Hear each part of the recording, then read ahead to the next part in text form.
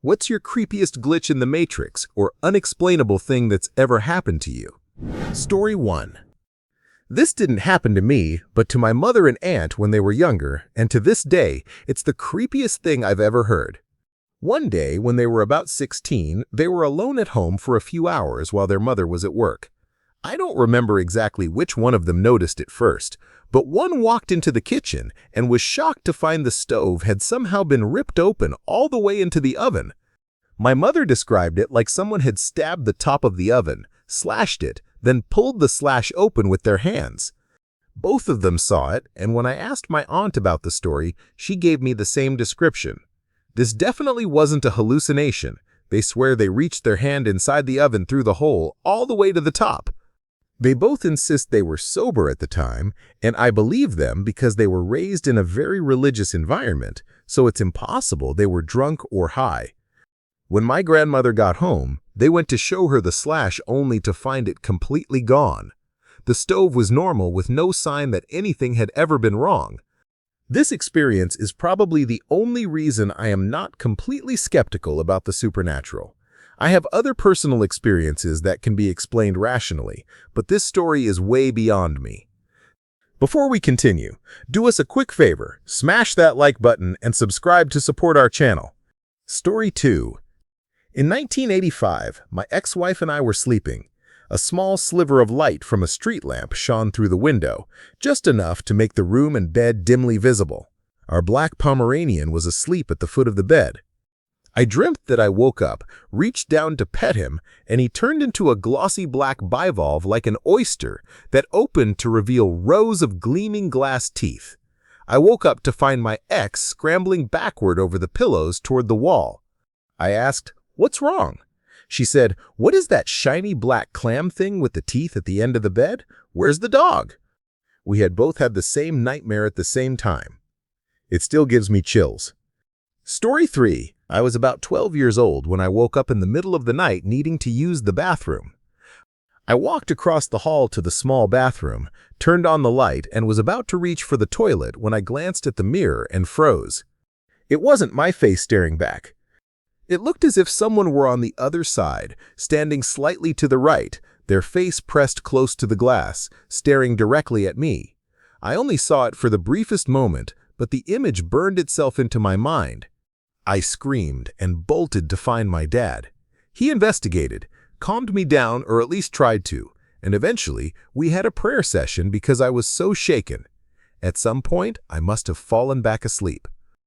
Fast forward to my 30s, I had completely forgotten about it.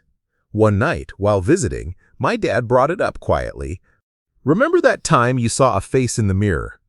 The memory rushed back, sending a chill down my spine. "Yeah, I remember." "Well," he said, looking down at the floor with a serious expression, "I sometimes think about that night." Then he told me he had seen it too. He described exactly what I had seen. Apparently, when he went to investigate, he caught sight of it himself and had his own freak out. The prayer session, it turned out, had been as much for his nerves as for mine. I respect him for keeping that to himself until I was in my 30s, but part of me wishes he never told me at all. Story 4. I was playing fetch with my master. I loved running to catch the ball he threw, then running back to give it to him so he could throw it again. We kept doing this over and over. Then, one time he threw the ball, and when I went to look for it, it had completely disappeared, just vanished. I clearly remember him throwing it, but I looked everywhere and couldn't find it or even smell it. Here's the weirdest part. When I looked back, the ball had rematerialized in my master's hand from behind his back. This happened last summer, and I still think about it to this day. Story 5. Every night, I go to bed about 2 hours before my husband. I always wake up when he comes into the room. One night, he was gaming with a friend, and hours later I heard him sneak into the room and crawl across the floor to pop up and scare me. I felt the floor shake slightly and sensed him bump clumsily against the side of the bed in the dark. I held out my hand and begged him not to scare me. I was already scared enough and asked him to just take my hand and come to bed. I couldn't see anything, but I knew he was there, waiting for him to jump up so I could relax and fall back asleep. Then I heard him talking to his friend in the other room. I was frozen. I know sleep paralysis or lucid dreaming might explain it, but I would have sworn on my son's life that someone had actually crawled across the floor and jostled the bed. Eventually, I gathered enough courage to grab my phone and text my husband to come in, turn on the lights, and check under the bed. But wow, it still boggles me how real it felt. Edit. Thanks to everyone who confirmed it was sleep paralysis. It's kind of comforting to have an answer. Maybe knowing this will help if it happens again. Also, it was probably inspired by watching Markiplier play Don't Open Your Eyes. Sleep with your doors shut, kids. You'll thank me later. Story 6. Taking the trash out at night. Super remote area, so I know for a fact we're the only ones around here. As I get close to the road and I hear very clearly "help me" from a female voice. Even knowing there's such a slim chance of there being another living person around, I still feel like I should look around and check it out in case I wasn't just hearing things and someone actually needs help. I take about 2 steps in the direction I thought I heard it, then hear a giggle in the same exact voice. I turn around and walk promptly back up the driveway because screw that. Anyone who actually needed help wouldn't be laughing. Story 7. I died. I saw it, I lived it. Maybe it was another world with a version of me that died. I don't know if I am going crazy, but I died. We had a pep rally at school, and after it ended, we had to go back to class. My friend and I weren't into that, so we wanted to go across the street to Sonic. The street wasn't busy, but if you weren't careful, you could get hit. I remember walking with him when he dropped something, so I went across the street first. Suddenly, I saw a red Tahoe speeding toward me, and I got hit. I remember everything. Gasping for air, waking up, then falling asleep again, then nothing. All of a sudden, I was back in the stadium, hearing the exact same words come out of the principal's mouth. My friend wanted to go to Sonic again, but I was freaking out, asking him all sorts of questions. I thought it had to be a dream, so I went with him just to see what would happen.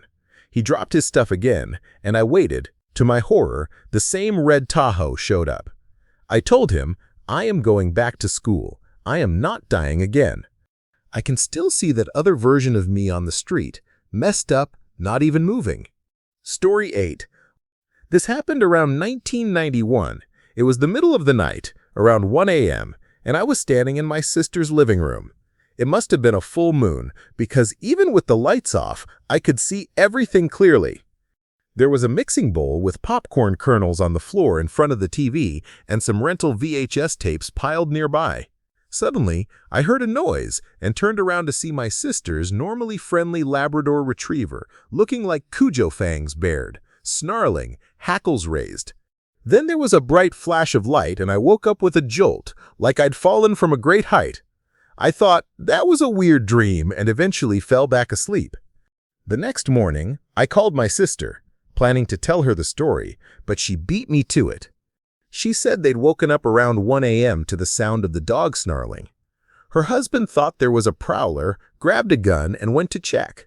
The dog was standing in the living room, snarling at the middle of the room. When he flipped on the lights, no one was there. The dog immediately stopped snarling and went to her bed like nothing had happened. He checked the property and went back to bed. We talked some more, and I learned they had been watching rental movies and of course had popcorn. My sister's a bit into the paranormal, so I decided not to tell her about my experience. By the way, she lived about 450 miles away. Story 9. When I was a teenager, my family lived in a big 115-year-old brick house. Plenty of creepy stuff happened, but one night stands out. I was heading to bed when the door between the first-floor kitchen and the basement stairs suddenly slammed shut. It had a unique sound that I recognized immediately. It was definitely that kitchen-to-basement door. There were no windows open that could have caused a draft. Our dog was asleep on the second floor. I was on the second floor. My parents were both asleep in the third-floor attic, which had been converted into the master bedroom. None of us could have shut the door. Terrified, I worked up the courage to investigate, armed with my tiny pocket knife for protection. As I went downstairs, I turned on every light. When I reached the kitchen, the door was wide open. Even more freaked out, I ran back upstairs, leaving the lights on. A minute or two later, I heard a clear shushing followed by "okay, okay" from downstairs. I lay in bed, ready to accept my demise. Somehow, I eventually fell asleep. In the morning, I was the first one downstairs. I woke up before my parents and dog and found all the lights off and the basement door shut again. Story 10. A few years ago, I went home, turned on my PC, browsed the web for a bit, and even watched a video about the Matrix. Then I looked out my window and suddenly snapped awake, sitting in my chair. I looked at my monitor and saw it was off. I thought, strange, I must have fallen asleep, and tried moving the mouse to wake the PC from sleep mode. It didn't respond. Confused, I noticed the power strip wasn't even plugged in. It had never been turned on in the first place. That one weirded me out for quite a while. Well, I must have gone home, fallen asleep, and dreamed the whole thing. Or at least I hope so. Story 11. My friend Sarah was in a nightclub, completely drunk, when she suddenly got an overwhelming urge to tell a total stranger that her leg hurt. Though it didn't, she tried to ignore it, but the feeling wouldn't go away. Finally, she walked up to this guy and said, "I know this is crazy, but I've got this huge urge to tell you my leg hurts. I know that's weird. Sorry." He immediately burst into tears. Turns out his dad had just passed away, and before he passed, they made a pact. If there was an afterlife, his dad would send a message with a totally random phrase so there could be no mistake. That phrase was, "I've hurt my leg." Story 12. I've told this story before and could go into a lot more detail, but here's the short version. I am 100% sure I vividly remember a dog that apparently doesn't exist. When I was 16, we lived on the other side of the province, and my uncle had a little Jack Russell named Crew. Crew went missing for several months, then turned up at a humane society over an hour away. We were all shocked that this little dog had made it so far. That was almost 20 years ago. The other day, I mentioned to my parents, whenever I hear about Jack Russells, I think about Crew and that stunt he pulled. They had no idea what I was talking about. They insisted my uncle had never had such a dog, that I must have dreamed it. Anyone else who might have remembered him has been dead for a long time, and I don't even have any pictures of my uncle. I have no way to prove Crew existed, but I am certain he did. Story 13. My grandmother predicted the future.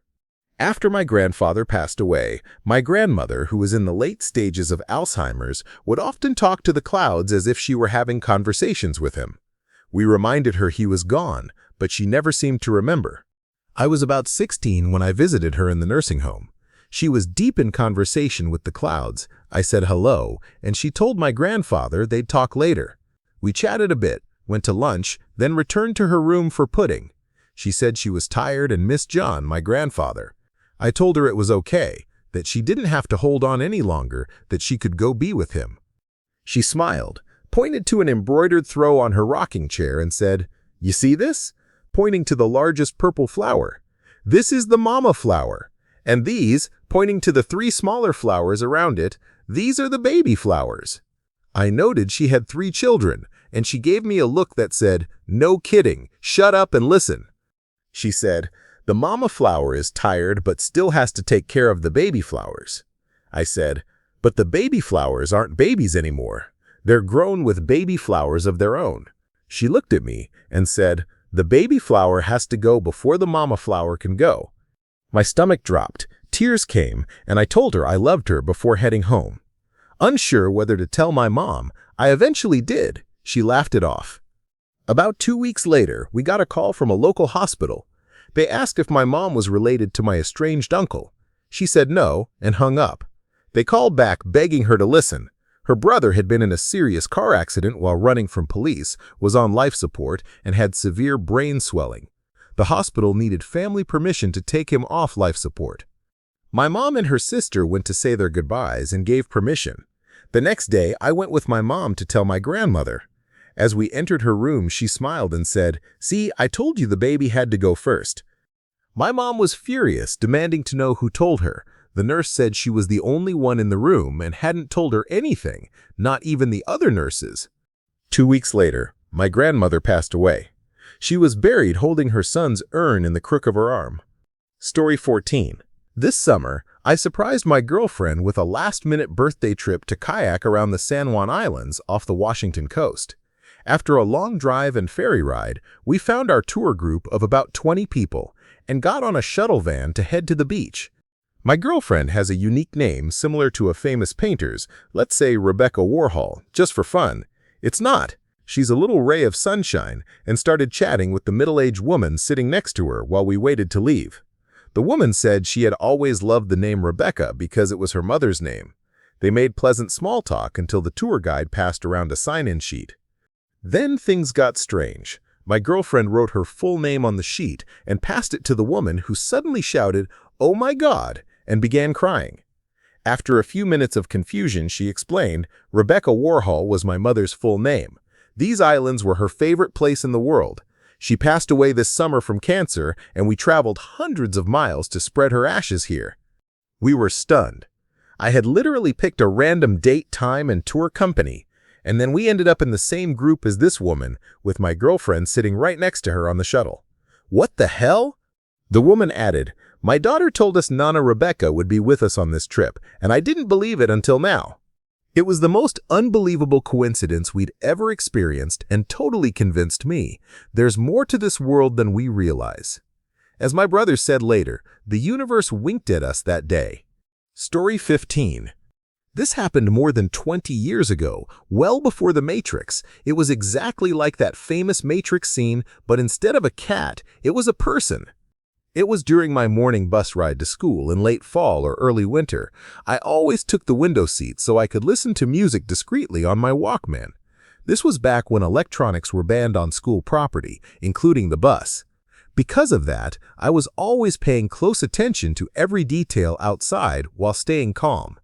The bus stopped, and I saw a kid walk from his front door to the edge of the driveway. He waited for the bus driver's signal and then crossed the street. I remember he wore a navy blue jacket with purple stripes down the sleeves. I knew enough about this kid. He was fashion conscious and never wore the same jacket more than once a week. He got on the bus and took his seat. I waited for the bus to move, but it didn't. The delay made me curious, so I looked outside again.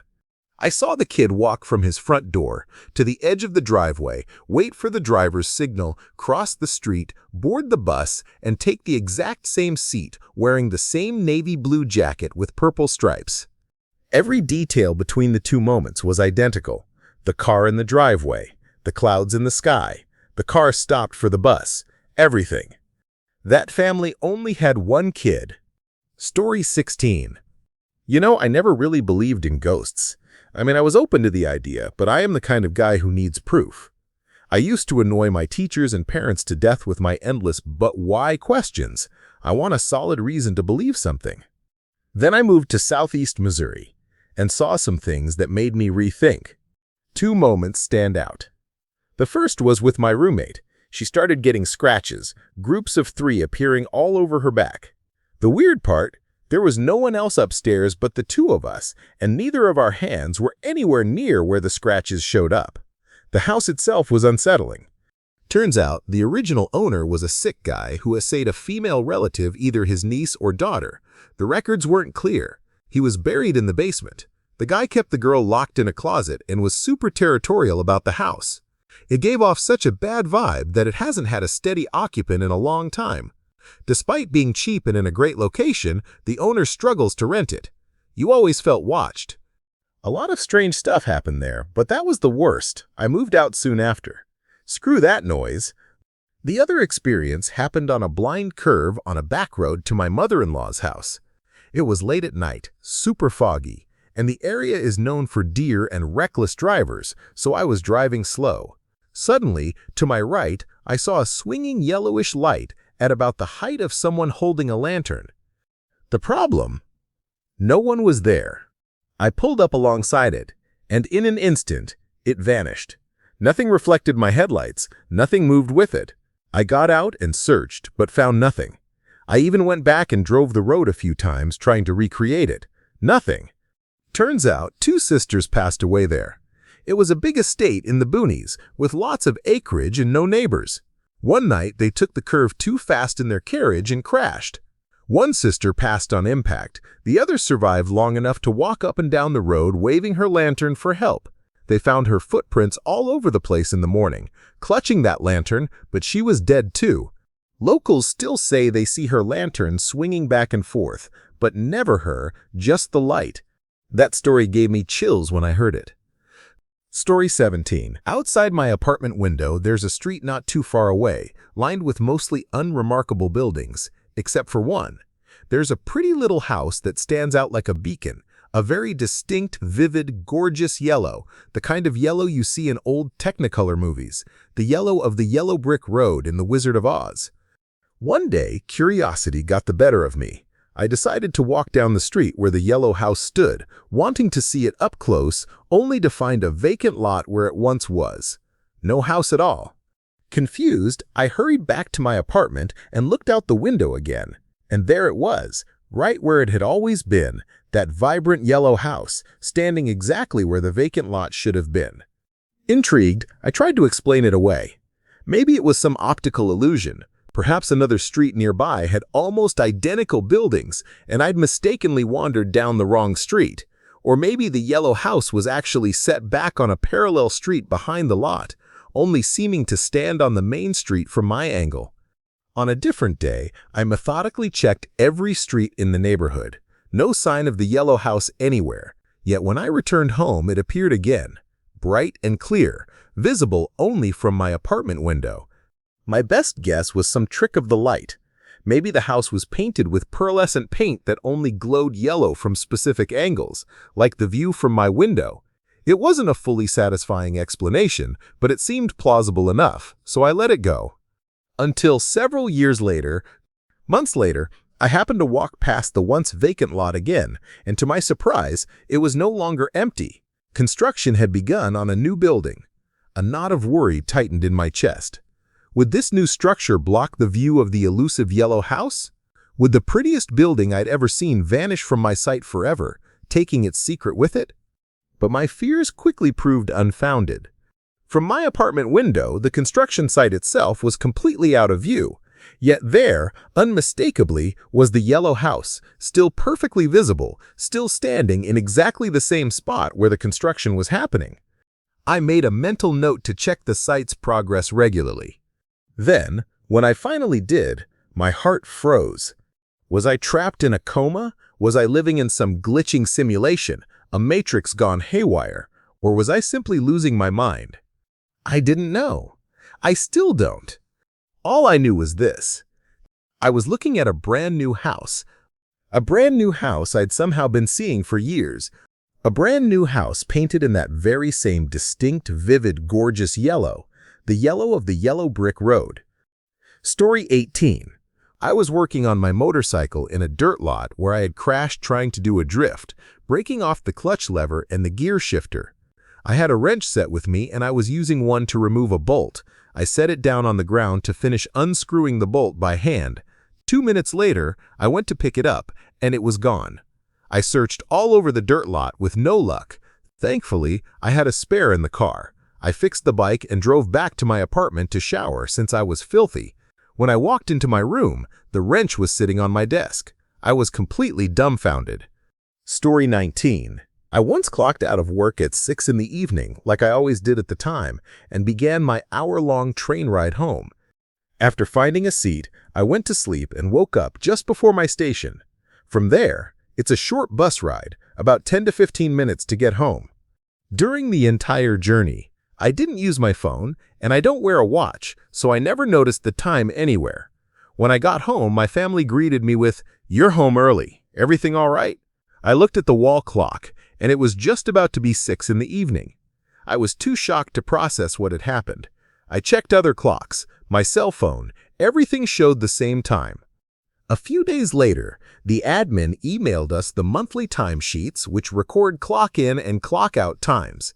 Every single day for me, including that one, showed a clock-out around 6 in the evening, so it wasn't that I had left work early. To this day, I still haven't figured out how I gained between an hour and an hour and a half that day. Edit. The most common theory in the comments seems to be daylight saving time, and I have considered it before. The problem is that it should affect both my clock-in and clock-out times, yet my start time that day was completely normal. I also didn't leave home earlier than usual. If I remember correctly, it wasn't a Monday either. Which matters because at work, the clock reset effects usually show up on Mondays, even though the actual change happens on Sunday. Story 20. I had just pulled into the parking lot at work and was walking toward the building. It was around 3 in the afternoon. Broad daylight. Out of nowhere, I heard an ambulance siren start up. Naturally, I looked down the road to see it. I spotted it approaching and decided to watch for a bit. It got closer, about to pass right by me, but there was a large SUV waiting to turn out of the parking lot, blocking a few meters of the road from my view. The ambulance passed behind the SUV, maybe 50 feet away at most, and in that instant, the siren went completely silent. When it came out from behind the SUV, it didn't. The ambulance had vanished. I stood there, confused. The road wasn't busy, and it was full daylight. I checked both directions. Nothing. I even walked up and down the road for a solid minute. No ambulance, no siren. I was well rested, sober, and have no history of hallucinations. It might sound dismissible, but I know exactly what I saw, or more accurately, what I didn't see, and I still can't explain it to this day. Story 21. When I was around 12 years old, I was watching Mega's XLR or whatever was on at the time. Sitting there, I noticed something strange. The sun just turned off, completely. One moment, it was bright daylight. The next, it was dark. Confused, I opened the blinds. Yep, pitch black outside. The show was still in the exact same spot I remembered, but the clock on the cable box said it was 5 hours later. My best guess is that I passed out without realizing it. Kind of like those nights where you close your eyes for a moment and suddenly it's morning. I must have fallen asleep, sitting up for exactly long enough for Cartoon Network to rerun the show and reach the exact part I left off at. Still, it was a surreal experience. Story 22. I had a very important document that I only ever kept in one place, the top drawer of a small filing cabinet. I never moved it and always saw it there whenever I opened the drawer. One day, I needed it urgently and wasn't worried because I knew exactly where it was. Well, I was dead wrong. It wasn't there. Cue panic attack. I tore that filing cabinet apart, took everything out, spread it across the floor, flipped papers, dug through envelopes, shook everything, even shined a flashlight inside the empty drawer just in case it was stuck somewhere. It was nowhere to be found. I am absolutely sure no one took it or messed with me. I was beyond frustrated. I even searched other parts of the house, though I knew it wouldn't be anywhere else, and it wasn't. I kept going back to that filing cabinet with no luck. Super irritated, I searched the house again. On my way back downstairs to the cabinet, I called out in frustration, "Okay, bring it back." I don't know who I thought I was talking to since I was alone, but you guessed it. I found the document sitting right in the top drawer where it belonged all along. I was relieved, but totally freaked out. Story 23. So this has always bothered me. I was 13 at the time, and my dad was a coal miner working third shift, the hoot owl shift, from midnight to noon. He'd get home around 2 in the afternoon, sleep until about 9, have dinner with us, then leave for work.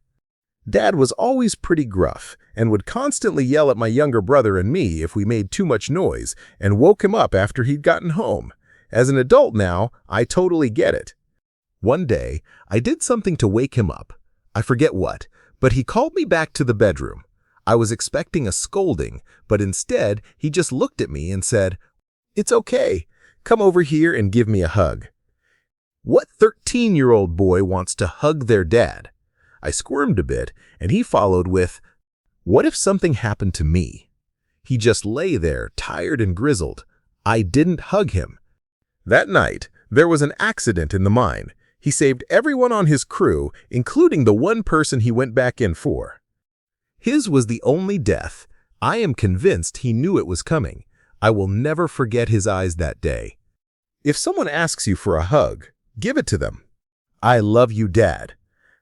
Story 24. About 12 years ago, I had a dark purple BMW 3 Series that I drove to work and parked in the same spot for around 3 years. I sold the car because of mileage and wanted something a bit more reliable, so I bought a different vehicle. 1 week later, I arrived at work and found my purple BMW parked in my spot. I was completely baffled. It turned out that a new work experience student had started that day, and his dad had dropped him off in my old car, which he had bought just 2 days earlier. What are the chances? I had never met this kid or his dad, yet there was my old car sitting in my spot. Story 25. 2 strange things happened, each witnessed by at least one other person, both while driving. The first was at a stop sign in a neighborhood.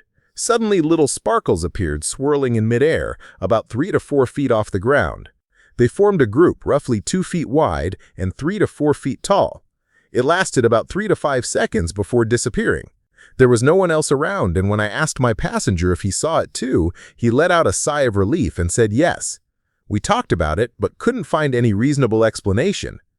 The second happened when I was driving with 3 friends down a long, straight country road. A man on a bike appeared suddenly. Someone warned to watch out for him so we wouldn't hit him. And then just like that, he vanished. Our minds were blown. One moment he was there, the next, poof, he was gone. Story 26. I don't personally remember this, but when I was a kid between the ages of 7 and 9, I saw my dead grandfather quite a few times. There were probably around 10 different incidents. My dad was pretty scared of ghosts, which I don't really believe in, and wanted to take me to the doctor. Our bathroom had a separate toilet room, and no one ever closed that door unless they were bathing. One day, I was playing RuneScape when my dad asked why the bathroom door was closed. I told him, it's because Grandpa's in there. That's the only incident I actually remember clearly. There were maybe 2 other bathroom incidents, and a few times when I was sitting on the floor watching TV with my dad, he'd tell me to sit in what used to be my grandfather's chair, but I said I couldn't because Grandpa was sleeping there. I am not sure how creepy these are, but they definitely freaked my family out. Story 27. I was reading Kurt Vonnegut's last book, Timequake, and had packed it in my backpack to read on the bus. About a block after leaving the house, I suddenly wondered, did I put the book in my bag? I checked, and it wasn't there. I went back home, looked everywhere, then retraced my steps to where I had turned around, but it was nowhere to be found. I never found the book again and gave up trying to get another copy. I like to think it was Vonnegut's way of telling me it wasn't worth the read. Story 28. A friend and I went to a buddy's house for a birthday party. We stayed up playing Halo 2 and hanging out, then all crashed in the basement. After a few hours, my friend R and I both woke up at the exact same time, no delay between us, and rushed to the bathroom. R, being more athletic, probably still is, beat me there. I ran upstairs and barely got my head over the toilet before vomiting. R was doing the same thing down in the basement. I was wearing a wooden cross my grandmother had mailed me from Romania. I am not religious, but I appreciated the gift since I'd never met her. Somehow, the cross detached from the cord, fell on the tile, and broke into 2 pieces. We both called our moms and got picked up around 3 or 4 in the morning. We felt sick until we left the house, but once I was in the car and a few blocks away, I felt perfectly fine. R said the same thing over MSN Messenger that day. A few weeks later, we got the pictures developed. There was one of us on the couch rocking some Halo, and the whole room looked like it was filled with mist. Super spooky. I've been trying to find that picture for years, but can't. Every few years, my sister and I dig through my mom's photo albums, searching for it. Story 29. Weird but happy story. About 5 years ago in November, we lost our family dog to cancer. She was the dog my children grew up with and loved dearly. That Christmas, after a day full of gifts, food, and family, I was cleaning up when I found a tiny pewter dog figurine sitting on the mantel. I asked everyone who had been at the house that day if they had left it, but no one claimed it. It was strange, but I took it as a good omen. When my eldest went back to college after the break, he asked if he could take the little figurine to remember his dog. Of course, I said yes. A week or 2 later, while picking up around the house again, I found the figurine right there, just like before. I called my son and said, "You forgot the dog figurine." He replied, "No, I didn't. It's right here on my desk." So now I had found a second figurine, and once again, no one knew how it got there. I still have both figurines tucked away on a shelf to this day. Story 30. As a teenager, I had a recurring dream for months. Every night, I was sitting alone at a restaurant patio table, waiting for my food. A homeless man would come up on the other side of the patio asking for change. I'd dig in my wallet for a few dollars, then suddenly hear screeching tires. I'd look up to see a crash at a nearby intersection. I'd run out to help, and as I stepped into the road, I'd get hit by a car and wake up at the impact. Eventually, the dream stopped, and I put it out of my mind. Fast forward to when I was 28, I was sitting on the border, on the patio, waiting for my food. A homeless man walked past but didn't ask for change. It made me think of that dream and feel uneasy. Shortly after, I heard tires screech and saw a wreck happen at the intersection nearby. I started to run out, but stopped at the sidewalk and looked toward oncoming traffic. An SUV was speeding through, the driver on her phone, completely unaware of what had just happened. I ran out to check on the people involved. Everyone was fine. Story 31. I usually tell this when someone asks for a ghost story, though I don't actually believe in ghosts, so it kind of fits the category. I've always loved exploring abandoned buildings in the American West, ghost towns, old mines, ranch houses, that sort of thing. In 2005, I was in central Nevada heading out for a week-long exploring trip. I passed an old house on a large former ranch property that I knew had been lived in just a few years earlier, but now looked abandoned. No cars, half the windows boarded up, the usual signs. The front door was open, so I called out to see if anyone was inside. No answer, so I went in. It was clear other visitors had been there before me. Some windows broken from the inside, belongings rummaged through and scattered. I went upstairs, moving from bedroom to bedroom. Pack rats had taken over, their droppings everywhere. Then I entered what had once been a little girl's room. A cheap brass bed frame stood there, and the mattress was slid partially off onto the floor. Clothes and toys suggested she was very young. I peeked into the small closet, which was empty except for a few wire hangers on the rod. When I turned to leave the closet, there she was, a girl around 5 or 6, sitting on the bed. Somehow, the mattress was now back in its normal place. She said, "Hi, mister. What are you doing in my room?" I panicked. Suddenly, I realized the house wasn't abandoned at all. The family was just living in extreme poverty. I apologized and explained I had called out, but got no answer, so I thought the house was empty. She said, "It's okay, mister. Mommy isn't home. I haven't seen her in a long time. Maybe you could help me find her?" She stood, walked to the open window, and sat on the ledge, looking out at a vast empty field of sagebrush. I asked her to come downstairs with me, and we would go find her mother. She started to stand up from the window, but then suddenly turned around and said, "Oh no, he's coming. I have to go, mister. He's coming. You should probably go too." Without warning, she kicked her legs over the windowsill and jumped. I rushed to the window, expecting to see an injured little girl on the ground, but there was nothing. Panicked, I raced downstairs and out of the house. I looked around as I walked back to my car, but saw no one. She wasn't what I picture when I think of a ghost. No transparency, no foggy haze like in the movies. I still have no idea what I saw. Later that evening, I pulled into Austin, Nevada, and met up with the group I was planning to explore with. We went for drinks at a local bar, and after a few rounds, they convinced me to tell my story to the bartender. He listened carefully and then asked me to confirm the location. When I described the house, he said, "Oh yeah, that's the old ranch. Sounds like you had a visit from Nelly. She likes to chat with people who stop by. She's harmless." He explained the original owner disappeared in the late 1960s after leaving a note saying the family was moving to Alaska so he could try gold mining in the Yukon. He was later found in Oregon and was widely suspected of offing his wife and daughter, though no bodies were ever found. His story was that they didn't want to leave Nevada and left him somewhere along the way. I absolutely hate telling this story because I don't believe in ghosts or the paranormal, and it feels like I am just telling a spooky tale to children. I went back to that house 2 more times before it was burned down a few years ago. I never saw or heard anything unusual after that first visit. Story 32. I've shared this experience a few times now. About 2 years ago, I was driving up a short hill in the overtaking lane, trying to pass a particularly slow car. I was going way too fast. I knew it, but somehow felt okay with it. Then I got a burst of adrenaline and decided to accelerate even harder to finish overtaking before the lane merged back into one. Sometimes I wonder if I really succeeded. After cresting the hill, I think I was side by side with a truck coming up the opposite lane.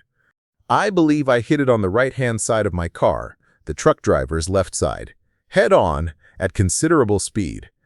I remember looking at the truck and thinking, I am going to hit it, but oddly feeling that it was okay, that everything would be fine. I saw the front of the truck hit and crumple the left side of my car, then come close to my face, and then for a second, nothing but black. A moment later, I was parked by a small factory-type building, about half a mile down the road. My skin felt prickly and tingly, and the adrenaline rushed out of my body. I cut my journey short and just went home.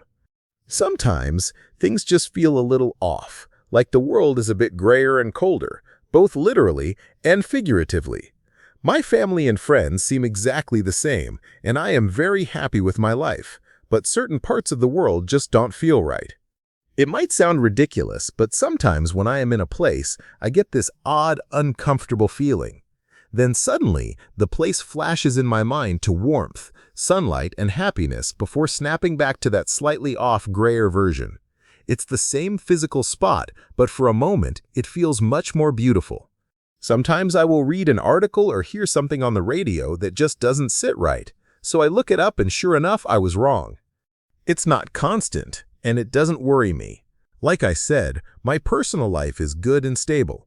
It's just the outside world that sometimes feels so strange and wrong. Story 33. So I was cycling to work around 8 in the morning when the traffic was heavy. I stopped to take a break in a bus shelter because it was raining and sat watching the slow-moving cars. After a while, I got bored but couldn't leave because the wind had picked up and might have blown me off my bike. I stayed there for about 15 minutes when suddenly the entire street went completely silent. I looked around but saw no cause. Then the weather cleared, not just the clouds moving away, but they simply vanished in 3 or 4 seconds. When I looked back down, all the traffic had disappeared. At that moment, I thought maybe something was wrong with me, so I called an ambulance rather than risk cycling in that state. At the hospital, they checked me out and said nothing was obviously wrong but wanted to keep me under observation. I was bored, so I checked my chart and it said it was Saturday. I had been at the bus stop on Monday. 6 days of my life had just vanished. Story 34. I lived in a shared house during university, and it was a pretty weird place. Things would disappear in plain sight and then reappear moments later. Not just small stuff like lighters, but bigger things too. Jackets, plates, textbooks. We got so used to it that we just accepted it. Everyone would leave a room for a minute, and when you came back, whatever was missing would be right where it was before. The living room had a sliding door leading to the hallway. Since we were broke students, the radiators in the hallways were always off. We only heated the bedrooms and the communal lounge, so that door was usually closed. Most nights, the door would rattle pretty hard. Being inner-city kids, we assumed it was passing buses. Then someone pointed out, we lived on a quiet residential street with no buses or trucks, and the underground trains didn't run anywhere near us. One evening, the neighbors came over politely asking us to stop stomping up and down the stairs late at night. It was awkward when we apologized, but told them we thought the noise was coming from them banging in their own place. One of the weirdest moments happened when I was in bed one night, waiting for my girlfriend to come home from a night out with her friends. The bedroom door opened, and I felt the bed bow as if she climbed in. I could feel the warmth of someone beside me, but when I rolled over, there was no one there. By then, I was used to weird things happening. It never felt threatening. Just, I am a scientist and an atheist. I don't believe in weird stuff, but something was definitely wrong in that house. Sometimes I wonder if it had something to do with my girlfriend. Then she was named after an elder sibling who died young, before A was born. At times, she was capable of the strangest things. I had long hair back then, and the part of London we lived in still had a culture of freak bashing. I remember one night in a pub, some guy started picking a fight with me. He pinned me against a wall and landed a few solid punches until A stopped him in his tracks with a calm statement. "Listen, I know your mother left you when you were 6, and your grandmother raised you. I know she died last month, and you're angry, but this isn't going to make you feel better. She loved you. She wouldn't want you to be like this. Story 35. I've shared this before, but one night at my friend's apartment building, his parents owned it. It was an old place in the Pilsen neighborhood of Chicago. According to his dad, it used to belong to Al Capone, though I am not sure how true that is. We had access to a top-floor apartment they let us use to hang out, which also gave us easy access to the roof where we'd go smoke cigarettes. One night, we were about to head up to the roof, but I needed to pee first. I told him I'd meet him there. After I finished, I went up the stairs to the attic that connected to the roof. There were no lights, so we always used our phones to navigate. We had old flip phones without flashlights, so just the screen light guided me through the cluttered attic. As I made my way to the roof door, I saw a shadow pass by me. This wasn't the kind of shadow created by my phone's light. It felt solid, like a person. Thinking it was my friend messing around, I followed it, telling it to stop playing. It passed me a few times and then headed to the other side of the attic. That's when I heard my friend's voice downstairs. He was on the phone with his girlfriend in another room the whole time. I was freaked out knowing I'd been following something that wasn't him. I quickly went down the stairs and told my friend what happened. Neither of us wanted to go back up, so we decided to take a walk instead. Story 36. For 3 summers, I lived in a large old house that served as the rectory, the church house for a church where I worked. The minister was in and out all summer, and I was there to house it while he was on vacation. At the time, I was really into sleep tracking apps, especially those that recorded noises during sleep to see if I talked in my sleep. I ran the app almost every night but never heard anything interesting. I barely snore, so the recordings mostly caught the occasional siren outside, the bed creaking as I shifted, breathing, or a fart. One morning, alone in the house with the minister away on vacation, I opened the app to listen to noises from the night before. Everything was usual until the second-to-last recording. It was from around 3:30 or 4 in the morning. You can clearly hear me breathing, and it's obvious I am not moving much. If I had shifted or gotten up, the app would have recorded it because the bed was old and creaky. Suddenly, while I am just breathing, you hear 3 very distinct, unmistakable knuckle taps on wood, followed by a 2-second pause, then the snap of fingers. It was incredibly unnerving, especially since there was no evidence it was me making the noise. It bothered me so much that I set my phone back down on the nightstand and tried to recreate the sounds while lying in bed, tapping on the frame, the bedside table, the nearby bookcase, but I could never replicate it exactly or figure out what wood was being tapped. Whatever it was distant enough that I couldn't have reached it from the bed. I've never been prone to sleepwalking, talking, or even getting up at night to use the bathroom, so I am quite certain it wasn't me. This experience has stuck with me, and I still have no explanation for it. Story 37. My father shared a story from his childhood that blew my mind. He was camping with his father, my grandfather, in a remote, cold area. When he got home, he was exhausted and planned to nap for about 15 to 30 minutes before taking a shower. His father had already started heating the water in northern Russia.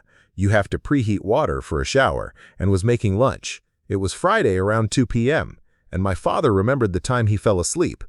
When he woke up, the clock read 1 p.m., which confused him because he had fallen asleep at 2. What he didn't realize was that he had slept for 23 hours, missing school, his shower, and everything else. He only found out after calling his father, who said he had tried waking him but gave up and let him sleep. The crazy part is that it felt like he had only been asleep for 15 seconds, but in reality, he had slept for almost a full day.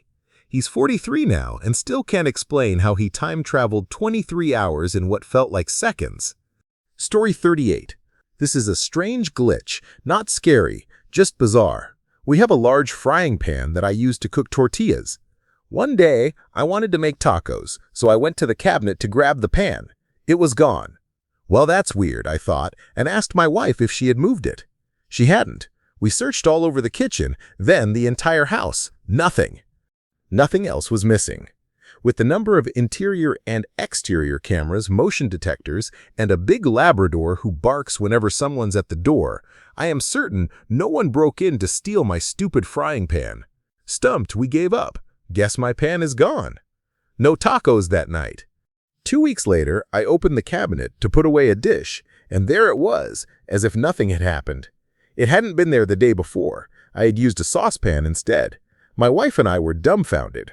I checked the security system. No alarms triggered. It's like the pan blinked out of existence and then blinked back in. No one else had been to the house, and I am not sure why anyone would borrow a pan anyway. Weird stuff. Story 39. This happened at my first house, my own, not my parents'. My ex was away for 2.5 months on a field operation, so I was alone. At night, I started hearing strange noises. The one that stuck out was the sound of a wooden-handled broom repeatedly falling onto the linoleum floor several times within a minute or two before stopping. This didn't happen every night, maybe once a week, but every time I checked, the broom was always resting upright against the kitchen counter in the exact same spot. Then, I began having odd dreams. They weren't nightmares exactly, just unsettling. In one, I couldn't get out of the bedroom because every time I stood up, I'd fall back onto the bed. I thought it was strange and silently recited a prayer. Since I couldn't speak, something in the closet felt wrong. The last dream was intense. I woke up inside it, unsure if I was asleep or awake. I was lying just as I had before, with the comforter over my head. Suddenly, I felt a strong wind blowing against me, loud and powerful. I resisted it, imagining myself as a mountain climber pulling myself up to stay grounded. The wind got stronger with each push. The last time, I felt myself losing the battle, but I screamed inside my head, "No! This is my body! You get out!" The wind roared and stopped. I actually woke up but stayed still for 10 to 15 minutes, too terrified to move. When I told my ex, he said that in every dream I'd seen a red light, a sign that something good was watching over me, but that something evil was also in the house. After that, my cat stared intently at the walls in the closet. He performed what felt like a ritual. I laid down salt, and nothing bothered me again. I am an atheist, but after that experience, I was seriously considering going to church. Thank you for watching. If you enjoyed this video, be sure to give it a thumbs up, subscribe, and hit the bell icon so you never miss an update.